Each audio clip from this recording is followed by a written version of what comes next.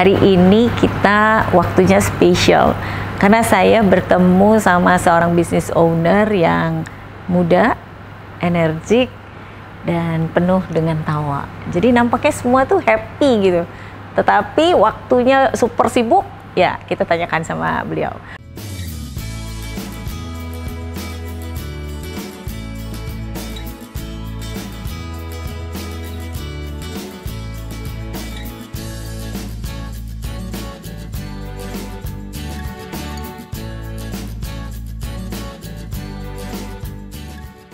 Apa sih yang akan kita gali dari seorang Lieke Sofyar ya? Kita tanya siapa beliau lebih baik. Seperti biasa kita langsung perkenalkan seorang sosok business owner yang muda, energik dan ceria. Dan silahkan Ibu Lieke perkenalkan pada para penonton kita. Ya, salam kenal, nama saya Lieke Sofyar.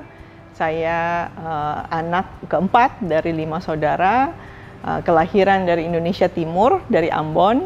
Banyak yang kaget kalau saya bilang saya dari Ambon, karena Ambon putih. Gelap gitu ya. Tidak keriting.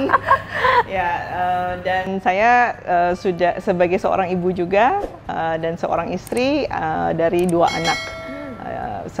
Yang sudah, satu sudah remaja, satu masih di usia 10 tahun.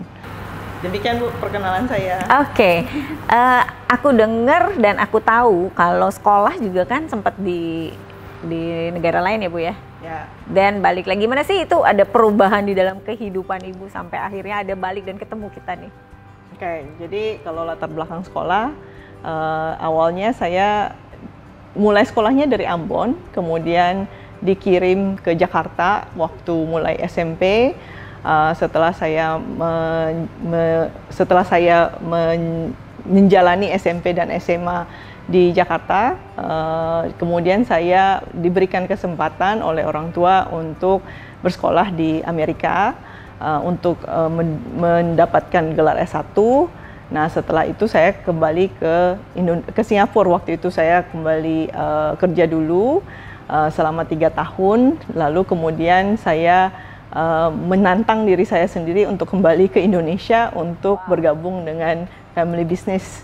Tadinya sebagai batu loncatan, planningnya adalah sebagai batu loncatan, transition period, karena saya berencana untuk ambil S2.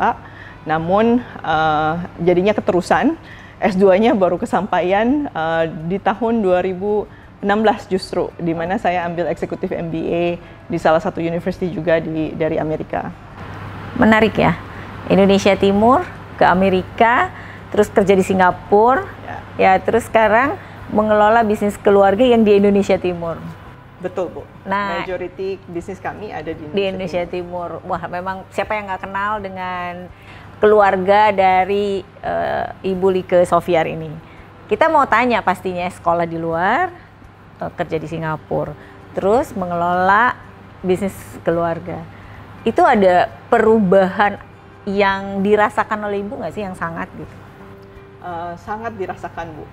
Waktu itu saya kerja di Singapura di tahun 2000-an ya, di awal tahun 2000-an, di mana .com boom waktu itu yang terjadi, dan kebetulan pekerjaan pertama saya adalah di dunia information technology.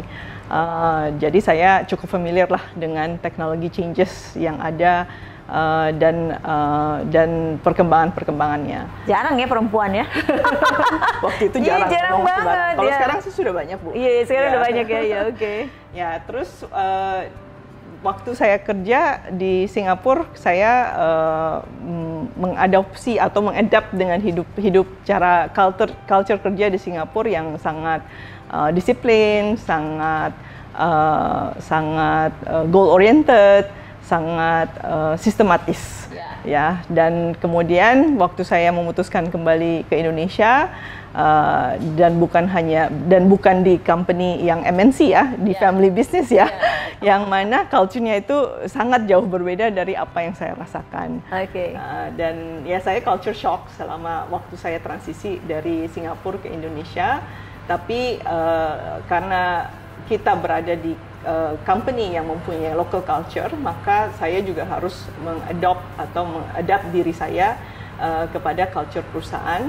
Tapi tentunya dengan ada catatan-catatan di mana hal-hal yang tidak semua, bukan kita mengikuti alur seperti ikut air mengalir, tapi ada hal-hal yang mungkin kita harus filter, yang mana kita ikuti dan yang mana kita adapt dan yang mana kita mungkin harus lakukan perubahan. Wow. Ini sih nampaknya sih mengalirnya cantik gitu ya. Saya mau tahu berapa lama sih Bu Lieke tuh mengalami shock culture ini ya. Karena kan tadi disiplin, tight, terus juga result oriented. Kebayangkan kita di Indonesia Timur lebih santai lah ya. Nggak cuma Indonesia Timur, mungkin setiap negara itu punya culture sendiri-sendiri dalam bekerja dan dalam melakukan kepemimpinan pengelolaan perusahaannya. Nah, cara Ibu tadi menghadapinya itu adalah sampai nggak sih pada satu posisi di mana Ibu, aduh aku lelah nih gitu, kayaknya nggak pas nih gitu. Nah, terus gimana sih membuat itu menjadi ngeblend dengan company yang ada di family? Ya, rasa lelah sudah pasti ada dan banyak karena kita semua manusia. Ya. Namun kita harus mengenal diri kita ya. Kalau saya pribadi, saya mencari cara untuk mengenal diri saya, untuk banyak melakukan reflection intinya, dan apa yang menyebabkan mungkin menjadi trigger rasa lelah tersebut. Dan seperti yang saya belajar dari Ibu Oi, bahwa kita harus subject person. Oke.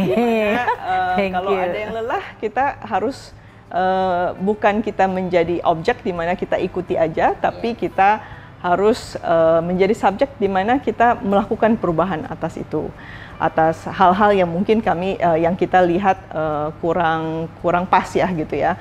Nah, kedua adalah komunikasi. Kebetulan saya merasa sangat bersyukur, saya walaupun family business, saya sangat bisa sekali melakukan open communication dengan orang tua saya, yaitu ayah saya, dalam berdiskusi terkait hal-hal yang isu-isu yang terjadi dalam perusahaan. Nah, itu juga merupakan suatu motivasi buat saya, walaupun kita tidak selalu seia sekata, tapi open communication itu membantu untuk kami memahami sudut pandang masing-masing. Keren nih. Ya. Keywordnya adalah open communication, dan itu adalah satu keyword yang keren banget karena banyak sekali organisasi G1 ke G2 gitu ya Bu ya, generasi pertama ke generasi kedua adalah lack of communication. Ya.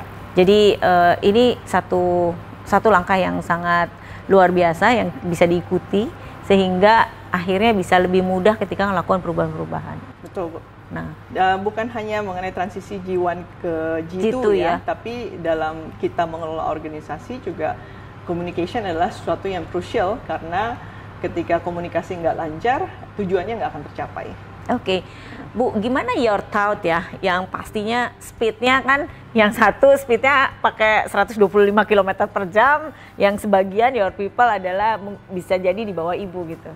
Nah, ini menyamakan speed ini bagaimana Bu, supaya yang satu merasa tidak terpontal-pontal sebagian dan sementara Ibu merasa lelah karena harus mundur banyak gitu. Nah, ini consolidate di antara Ibu dan organisasi di awal-awal, bisa sharing dong sama kita. Siapa tahu banyak para pemirsa juga yang mengalami hal yang sama. Ya, di awal saya juga pasti ada masa-masa di mana saya harus adapt ya. Saya juga belajar dalam proses saya selama berada di family business ini, di mana intinya menjawab pertanyaan Bu Oi, mungkin intinya adalah how to set expectation ya. Expectation saya mungkin di sini, expectation mereka di sini, tapi balik lagi ke communication. Kalau kita nggak communicate dengan tim kita, mereka punya asumsi sendiri terkait expectation atasannya mungkin, atau mereka beranggapan dengan oke, kita bekerja dengan expectation yang mereka set sendiri gitu. Tapi kalau kita clear dengan expectation dan goalnya, ya walaupun mungkin nggak akan mulus prosesnya, tapi seenggaknya semuanya punya satu objektif yang sama, expectation yang sama. Nah, jadi itu yang mungkin membantu ya Bu bagaimana untuk match speed kerjanya kami. Saya juga harus menurunkan mungkin expectation saya atau set my expectation a bit lower dari apa yang saya inginkan, karena saya juga harus adapt dengan tim saya gitu. Oke, menarik ya. Open communication with family ya, shareholder dengan terutama generasi pertama. Tetapi kepada organisasi, ibu juga clear untuk setting goals-nya ya. Dan terutama adalah adapt, di mana kita tidak serta-merta membabi buta menginginkan tujuan kita tercapai, tapi mulai mereka bergerak cepat, kita mulai turun sedikit. Untuk apa? Agar biar jalannya sama. Betul. Keren banget ya. Nah, setelah itu terjadi, di mana engage gitu satu dengan yang lain, mulai antara ibu dengan organisasi dan juga dengan Jiwan gitu. Bagaimana ke depannya Bu nih? Kira-kira bisa dibayangin dengan teknologi ini kan kita 5 tahun ke depan juga kita belum tentu bisa imajinasikan kan ya. Betul. Nah, apalagi sekarang sudah ada metaverse. Iya, metaverse. What's your thoughts? Kita semua pengen dengar gimana dream and goals in your future. Oke, mengenai perubahan teknologi sudah pasti semua organisasi di semua industri mengalaminya, bukan hanya industri kami ya. Kami ada di beberapa industri, ada industri jasa layanan keuangan, ada industri konstruksi, ada industri property development juga. Nah, tentunya masing-masing industri mempunyai teknologi solution masing-masing ya. Ada yang speednya lebih cepat dibandingkan industri lainnya. Contohnya mungkin di dunia perbankan, speed of adoption of teknologi ini lebih cepat dibandingkan misalnya di dunia konstruksi yang benar-benar sangat labor intensif gitu. Nah, jadi kita selalu mengikuti perkembangan-perkembangan yang ada di dunia, di perkembangan teknologi di masing-masing industri, dan kita juga menyesuaikan dengan kemampuan kami di dalam organisasi. When it's time, ya kita harus bukannya kita reaktif, tapi kita harus anticipate ya, dimana kalau memang sudah saatnya untuk kita melakukan adoption teknologi itu, maka kita juga harus siap-siap untuk melakukan bagian kita untuk adopt teknologi. Saat ini mungkin kalau beberapa tahun yang lalu masih ada mindset bahwa perusahaan yang resist teknologi. Resist teknologi adoption. Sekarang ini sudah tidak mungkin kita resist teknologi adoption. Rugi sendiri. Kalau kita resist justru kita yang ketinggalan. Dan die lah ya. Kita akan die karena tidak bisa compete. Teknologi membantu, banyak nilai tambah yang bisa diberikan teknologi, di mana membuat value added dalam proses bisnis, efisiensi dalam proses bisnis, dan juga membantu untuk value creation kepada nasabah-nasabah. Hal-hal yang sebelumnya mungkin informasi itu berjalannya lambat, atau how we make decision itu perlu mengkolek data yang lebih prosesnya lebih lama, tapi teknologi membuat semua proses itu menjadi lebih cepat, lebih efisien ya. Lebih efisien. Ya, tadi Ibu sempat sampaikan banyak sekali bisnis yang dikelola ya. Tapi saya cukup curious satu dulu nih, sebelumnya nanti ada, kan sudah mulai ada ininya, blueprintnya bagaimana peta nanti bikin konstruksi untuk pembangunan ya, satu mall atau satu perumahan di sana yang besar di sekali Sorong. Di Sorong ya. Tapi pertama kita ingin mendengarkan bagaimana bisnis Ibu di financial, karena menarik, hampir semua nasabah di sana hanya tahu satu nama perusahaan Bang Ibu, yaitu BPR Modern ya. Berapa banyak dan berapa asetnya itu semua orang di Indonesia Timur tidak ada yang tidak kenal. Luar biasa banget. Bagaimana Bu maintain itu menjadi tetap number one? Oke, kalau mau dibilang secara ini, bagaimana kita bisa mencapainya, saya bisa sampaikan bahwa pertama adalah bukan upaya satu orang, tapi upaya tim. Dimulai dari ya mungkin visi dari orang tua saya, di mana mempunyai visi untuk menjadi salah satu industri atau perusahaan di jasa keuangan yang dapat diperhitungkan, dan industri perbankan atau perusahaan perbankan kami ini di BPR, saat ini kami sudah punya 10 BPR. Dimulainya pertama itu di Ambon. 30 tahun yang lalu, 32 tahun yang lalu. Dan bisa mencapai sampai sekarang ya tentunya pasti membutuhkan proses ya. 32 tahun itu kan bukan waktu masa muda itu yang lagi lucu-lucu, bukan lucu ya, mature ya, menuju matang. Ya. Dan karena sudah berhasil melakukan menjalani BPR, mengembangkan BPR di Indonesia Timur di 3 kota. Di 3 provinsi, akhirnya kemudian diputuskan untuk mengembangkan bisnis yang sama di 7 provinsi lainnya, sehingga akhirnya saat ini kami mempunyai 10 BPR di 10 provinsi. Semuanya berkat Tuhan sehingga kita bisa mencapai apa yang kita dapati hari ini, dan tentunya juga upaya semua lini dari perintisnya sampai mungkin manajemen, sampai dengan manajemen yang ada saat ini. Ya. Nah, back tadi mau dibawa kemana nih financial institusi yang Ibu punya di 10 provinsi dan cabang, mungkin ada lebih 60 cabang ya. Nah, mau dibawa kemana nih kira-kira? Yuk, bisa di-sharing sama kita atau itu masih secret in your... Masih secret. Oh, masih secret, belum bisa di-sharing. Tapi secara general ya sudah pasti kami terus ingin expand, ingin bertumbuh, di mana ada BPR dari 10 BPR itu ada BPR yang belum mempunyai cabang, sehingga the next strategi sudah pasti expansion in form of buka cabang. Tunggu tanggal mainnya. Tunggu tanggal mainnya karena pastinya segera akan terjadi ya. Jadi apa yang menjadi cita-cita yang menarik, saya kenal sama Ibu Lieke, saya itu 4 tahun yang lalu ya Bu ya kita ya. Betul. Pertama kali saya presentasi itu adalah Ibu punya goals dan itu tercapai di hari ini gitu. Luar biasa banget, kata-kata doa, dan memang Ibu ini orangnya sangat sangat persiapannya itu benar-benar matang ya. Jadi dalam melakukan segala hal tidak gegabah dalam bertindak.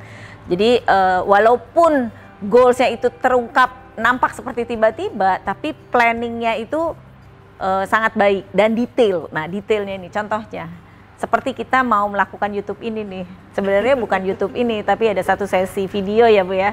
Nggak ada yang sampai dibuat tulisannya, dibuat konsepnya, anything sampai ke hal yang paling detail beliau akan lakukan. Maka kenapa nggak menutup kemungkinan kita akan lihat milestone berikutnya dengan financial institusi. Tunggu tanggal mainnya. Berapa lama Bu kita harus menunggu? Kita tunggu dalam tahun ini ya Bu ya. Tahun ini kita udah nggak tahan gitu ya. Kita tunggu tahun ini dan kabarnya pasti Anda akan